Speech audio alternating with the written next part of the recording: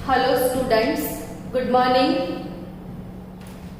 Ionisation, enthalpy, इसमें lecture 1, 2, 3 हो चुके हैं। काफी लंबा टॉपिक है ये। वो 1 आवर या 15 मिनट का टॉपिक ही नहीं है, आपको 2 आवर आयोनाइजेशन एंथैल्पी के लिए मैक्सिमम चाहिए।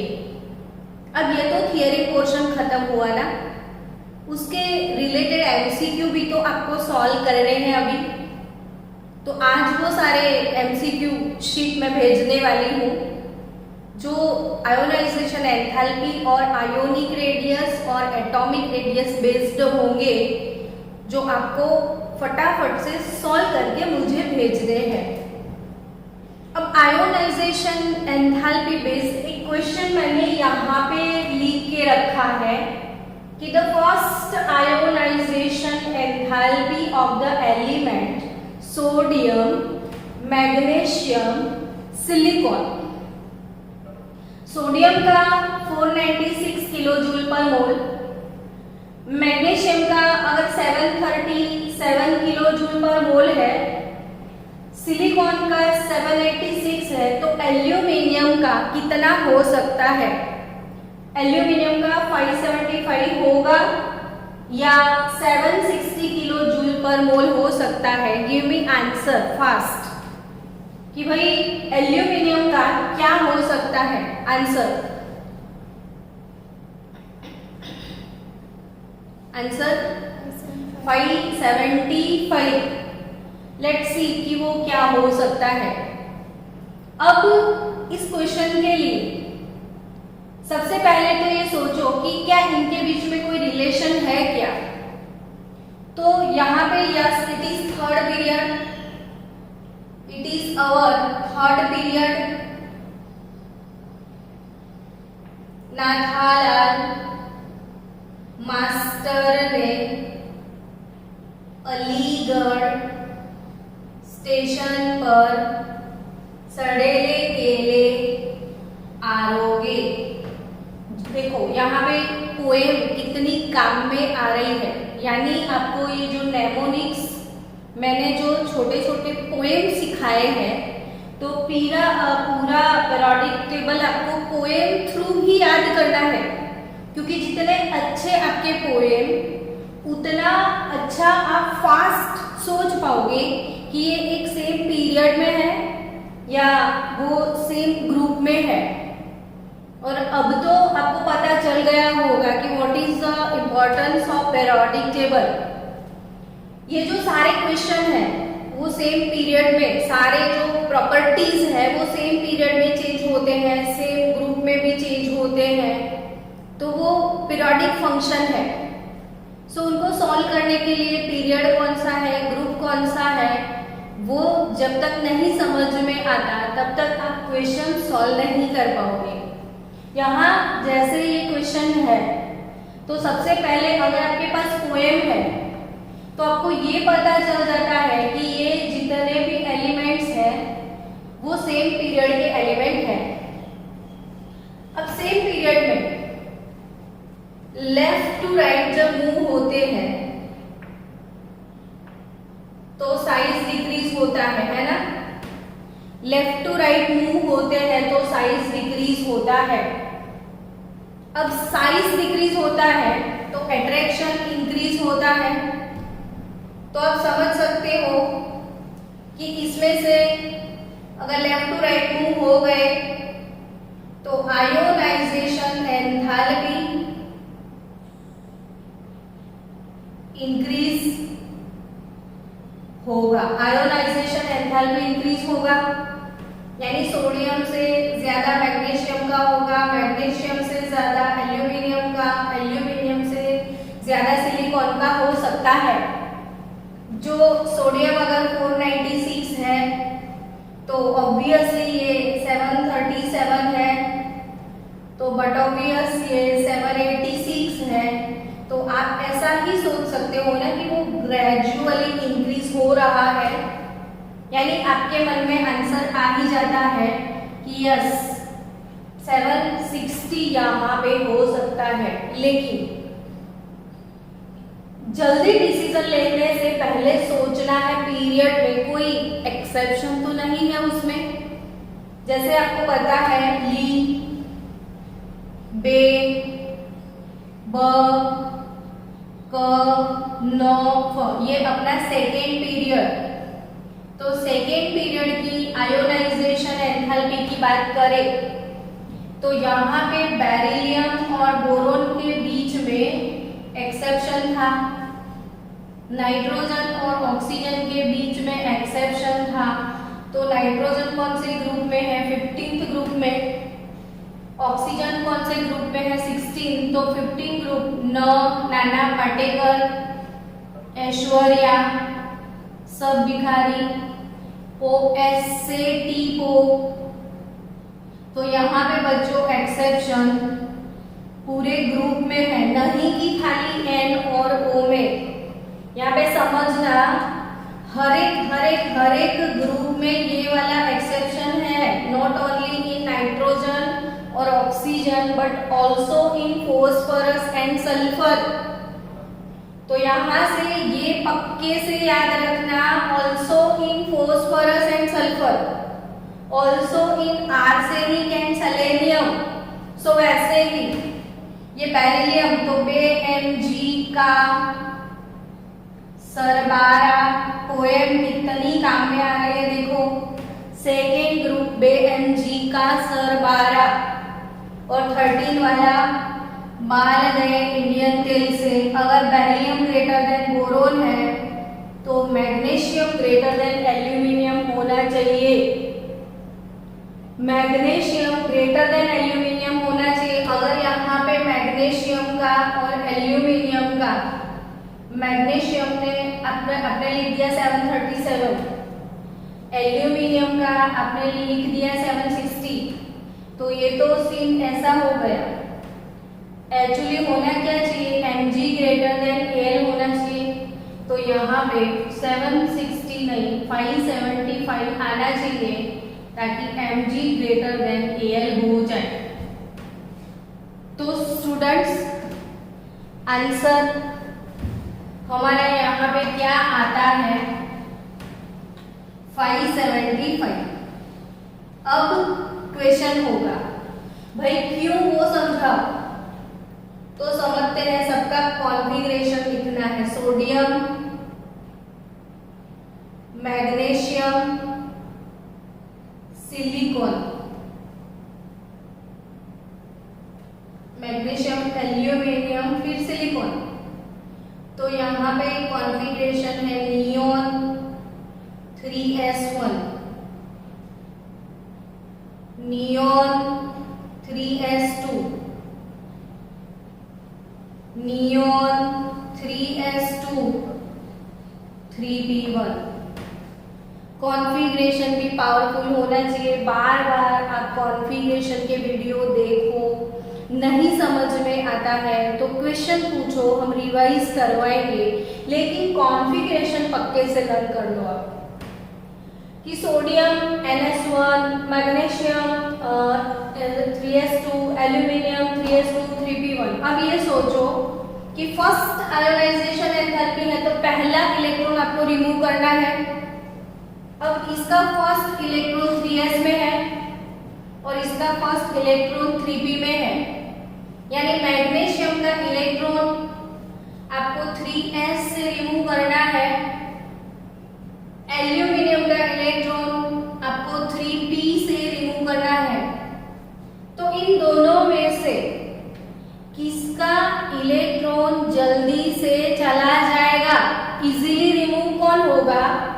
तो शील्डिंग और पेनिट्रेटिंग इफेक्ट भी हमने सीखा है बच्चों कि अगर सेम क्वांटम नंबर होते हैं तो s due to spherical shape और due to small in size, तो s electron is more attracted towards nucleus than p electron, so s electron is required more ionization enthalpy, so s का electron easily remove नहीं होगा, p का easily remove हो जाएगा। So aluminium का ionisation enthalpy होगा 575 kilo joule पर मोल।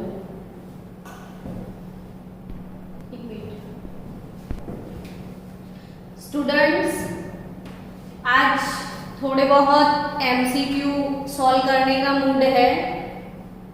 जो हम कंटिन्यू करते थे आयोनाइजेशन एंथैल्पी के बारे में पढ़ा है, तो उसके थोड़े बहुत एमसीक्यू भी साथ साथ में सॉल्व किए जाए तो वो कंसेप्ट क्लियर हो जाए। सो यहाँ पे मैंने सेकेंड क्वेश्चन लिखा है कि which elements have maximum shielding effect for outermost electron. आपका आंसर अब तक मुझे नहीं मिला है। What is your answer here? Maximum shielding effect, maximum shielding effect. तो student, maximum shielding effect group 13 की बात की है यहाँ पे। तो ग्रुप 13 के बारे में सोचो कि बाल गए इंडियन तेल से वापिस नहीं आएंगे। सबका कॉन्फ़िगरेशन देखो, हीलियम 2s2 2p1, कितना फास्ट कॉन्फ़िगरेशन आपको लिखना आना चाहिए। 3s2 3p1, neon 4s2 4p1, helium neon, argon, krypton, xenon. तो 5s2 5p1, 5s के पहले 4s के पहले 3d, 5s के पहले 4d, फिर यहाँ पे 6s2 6p1, तो 6s पहले 5d देन 4f14। अब ये बोरोन लीबे बगलोफ ने ये सेकेंड पीरियड का एलिमेंट है, ये थर्ड पीरियड 3 नंबर दिख रहा है यहाँ पे 2 नंबर, तो ये second period 3 number, third period 4 number, fourth period 5 number, fifth period 6 number, sixth period. अब ऑप्शन में 2 3 4 5 पीरियड तक है। अगर फिफ्थ पीरियड की बात की जाए तो फिफ्थ पीरियड में बहुत सारे इनर ऑर्बिट ये 5 नंबर तक आ गए। अब शील्डिंग इफेक्ट होता क्या है?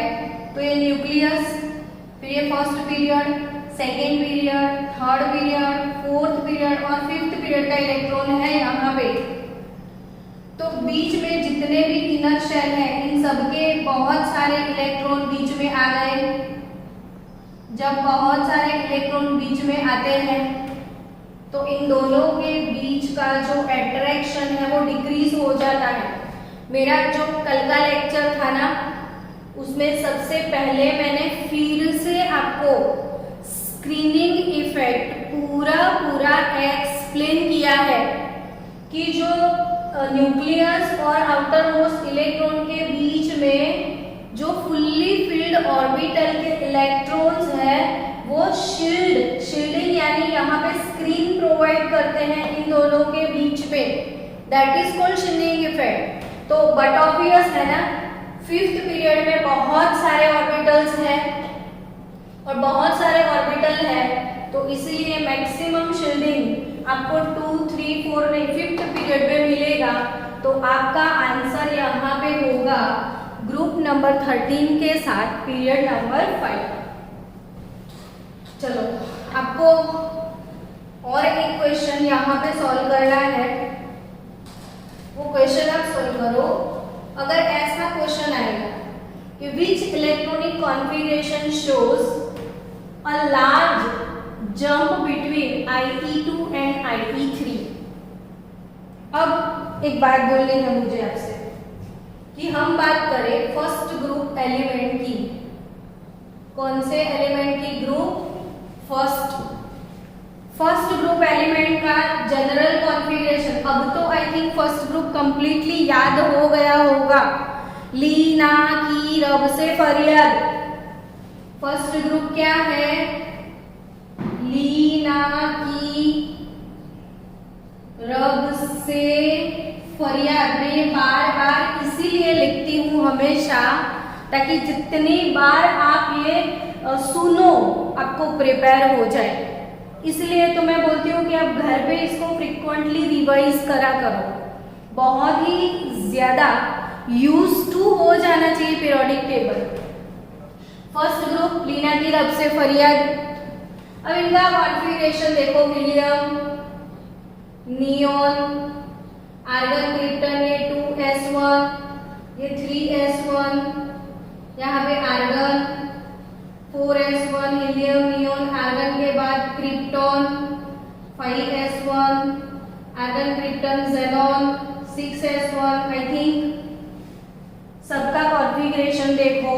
कल भी लेक्चर में मैंने सिखाया था कि फर्स्ट ग्रुप वाले जितने भी एलिमेंट्स हैं उनकी लास्ट ऑर्बिट में सिर्फ एक इलेक्ट्रॉन है, ओनली 1 इलेक्ट्रॉन इज देयर।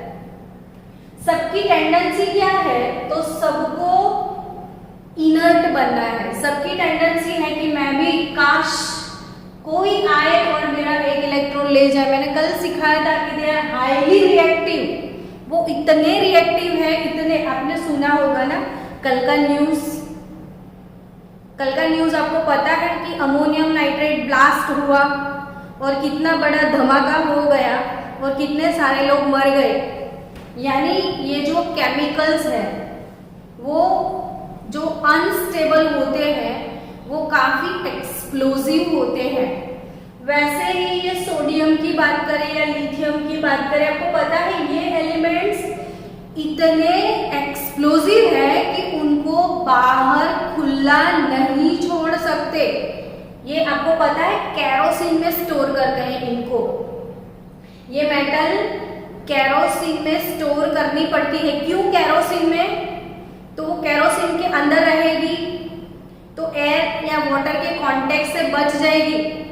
अगर वो एयर के कांटेक्ट में आती है या वाटर के कांटेक्ट में आती है तो वो एक इलेक्ट्रॉन लूज करने के लिए एक्सप्लोजिव रिएक्शन देती है।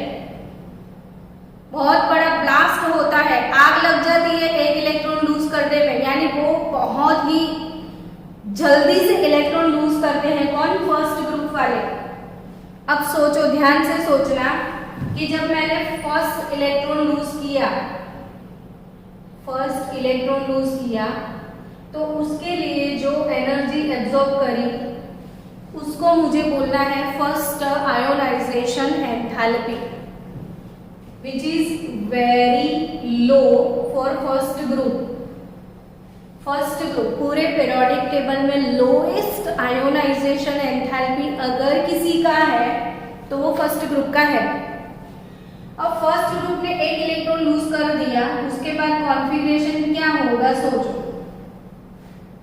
लिथियम, सोडियम, पोटेशियम, रुबिडियम, सबका configuration helium, neon, argon, krypton ऐसा हो जाएगा। यानी कि एक इलेक्ट्रॉन लूज करने के बाद वो कैसे हो गए? 18th ग्रुप जैसे हो गए, यानी इनर्ट हो गए। अब आपको ये भी पता है कि पूरे पीरियोडिक टेबल में हाईएस्ट इलेक्ट्रॉन गेन एंथैल्पी किसकी है? हाईएस्ट तो 18th ग्रुप की, इनर्ट गैसेस की, क्योंकि उन लोगों को ना तो इलेक्ट्रॉन लूज करना है और ना ही इलेक्ट्रॉन गेन करना है। तो यहाँ पे सेकेंड इलेक्ट्रॉन अब आपको रिमूव करना है तो फर्स्ट इलेक्ट्रॉन इजीली रिमूव हो गया, लेकिन सेकेंड इलेक्ट्रॉन इजीली रिमूव नहीं होगा। यानी अब ये इनर्ट हो गया तो इसकी IE2 यानी second ionization enthalpy is very high. यानी सोचो आप सोडियम का अगर फर्स्ट आयोनाइजेशन 496 किलो जूल पर मोल है फर्स्ट वाला, फिर उसके बाद तो वो हीलियम बन गया तो उसका सेकेंड आयोनाइजेशन 1680 किलो जूल पर मोल हो सकता है। यानी ये 496 सेकेंड वाला 1600। So there is a sudden large jump. So यहाँ पे जो फर्स्ट ग्रुप में है उनमें लार्ज जंप कहाँ आता है? तो फर्स्ट और सेकेंड के बीच में लार्ज जंप आपको मिलेगा। अब ऐसा सेम अब सोचो सेकेंड ग्रुप एलिमेंट के बारे में। तो अगर ये सेकेंड फर्स्ट ग्रुप में there is a large difference between first and second ionisation enthalpy. अब सेकेंड ग्रुप की बात करो, चलो सेकेंड ग्रुप का पोएम बे mg का सर 12 रेडियम यहाँ पे एक्टिव है। तो इनकी कॉन्फ़िगरेशन देखो, अब यहाँ पे 2 इलेक्ट्रॉन है, यानी यहाँ पे वो लोग 2 इलेक्ट्रॉन रिमूव करने के बाद वो इनर्ट बनने वाले हैं।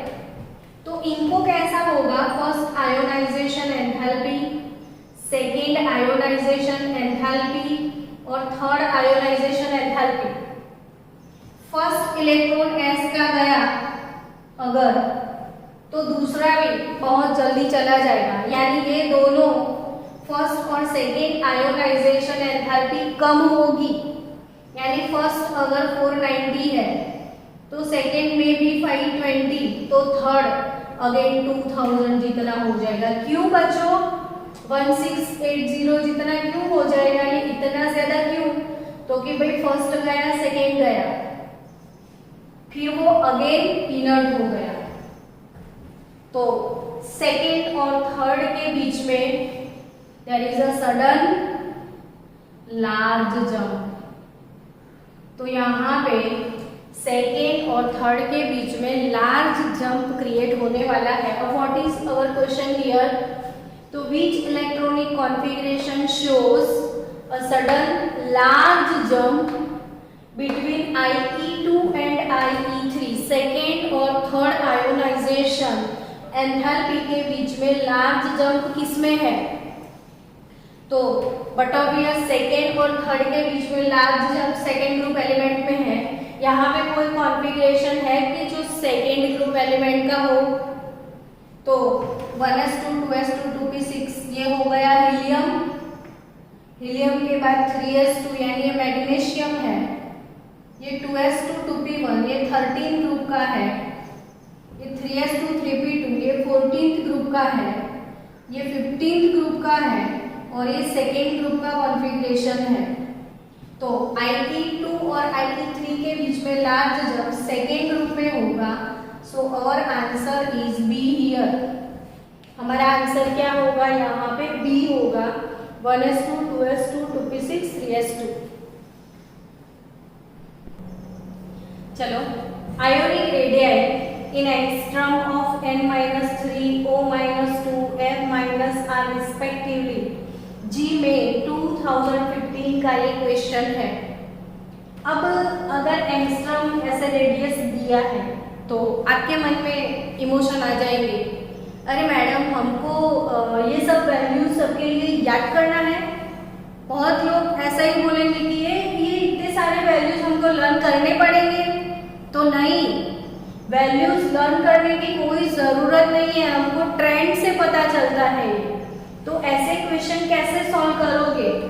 तो यहाँ पे आयोनिक रेडियस इन सबकी सोचो, n-3 O-2 F-। अब आयोनिक रेडियस के बारे में सोचना है तो इन सब में कोई रिलेशन है क्या? n-3 O-2 F-। तो यस, ये जो है वो है iso electronic species. Iso electronic species यानी नाइट्रोजन का नंबर 7, ऑक्सीजन का 8, फ्लोरीन का 9, यानी 7 + 3 इसमें 10 इलेक्ट्रॉन, 8 + 2 इसमें 10 इलेक्ट्रॉन, 9 + 1 इसमें भी 10 इलेक्ट्रॉन। सबके नंबर ऑफ इलेक्ट्रॉन सेम है। So they are isoelectronic species.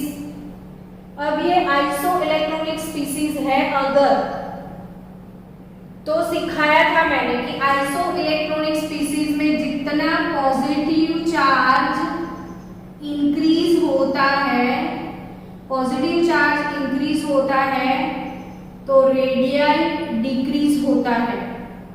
और नेगेटिव चार्ज इंक्रीज होता है तो रेडियस इंक्रीज होता है। जितना नेगेटिव उतना बड़ा, यानी जो पॉजिटिव आयन है वो पेरेंट एटम से छोटा होता है और जो नेगेटिव आयन है वो पेरेंट से बड़ा होता है। याद आया? वो चीज याद आई आपको कि ए और ए, ये ए प्लस है, ये माइनस है, तो बड़ा कौन? तो नेगेटिव, और छोटा कौन? तो पॉजिटिव। तो ये जो डॉटर एलिमेंट है, डॉटर एलिमेंट वो पेरेंट एलिमेंट से अगर वो पॉजिटिव है तो छोटा, अगर वो नेगेटिव है तो बड़ा। और इसमें भी जितना नेगेटिव चार्ज इंक्रीज हो जाता है साइज इंक्रीज होता है, जितना पॉजिटिव चार्ज इंक्रीज होगा साइज उतना डिक्रीज होगा। अब आपको ये सोचना है कि ये सारे आइसोइलेक्ट्रॉनिक है, तो N-3 O-2 F- negative charge increase हो गया, यानी साइज के हिसाब से ये सबसे बड़ा होगा, फिर ऑक्सीजन, फिर फ्लोरीन। तो यहाँ पे डिक्रीजिंग ऑर्डर में कौन सा ऑप्शन है? तो 1.71, 1.40 और 1.36 टोटल डिक्रीजिंग ऑर्डर में है, तो हियर ऑप्शन बी। तो ऐसे क्वेश्चन, इस क्वेश्चन का आंसर क्या होगा? बी होगा। चलो students, answer fast. Which order correctly shows a decrease in IE2? Second ionization enthalpy के लिए इसमें करेक्ट ऑर्डर कौन सा है?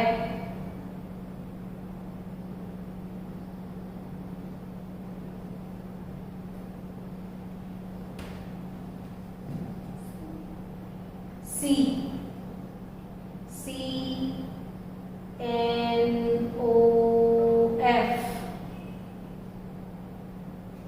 तो यहाँ पे ये पहले तो पीरियड कौन सा है वो सोच लो, तो ये सेकेंड पीरियड है। सेकेंड पीरियड यानी ली, बे, ब, क, नो, फ।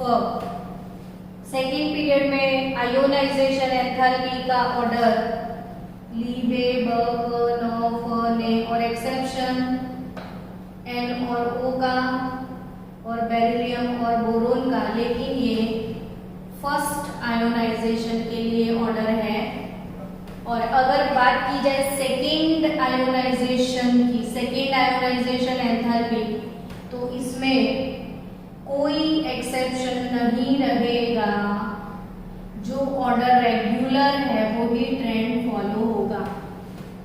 ये एक्सेप्शन सिर्फ फर्स्ट के लिए है, सेकेंड में नहीं है। तो अब सोचो कि फर्स्ट के सेकेंड, हमने यहाँ पे क्वेश्चन है सेकेंड के लिए, तो सेकेंड के लिए जैसा ट्रेंड है वैसा सेम, लेकिन एक्सेप्शन जो था बेबोनो एक्सेप्शन जो भी है, वो बेबोनो एक्सेप्शन सिर्फ फर्स्ट आयोनाइजेशन के लिए, ये सेकेंड के बारे में पूछा है, तो सेकेंड जैसा है वैसा है। तो यहाँ पे कौन सा ऑप्शन फिट होता है? I think this one, CNOF। तो our answer is C, CNOF।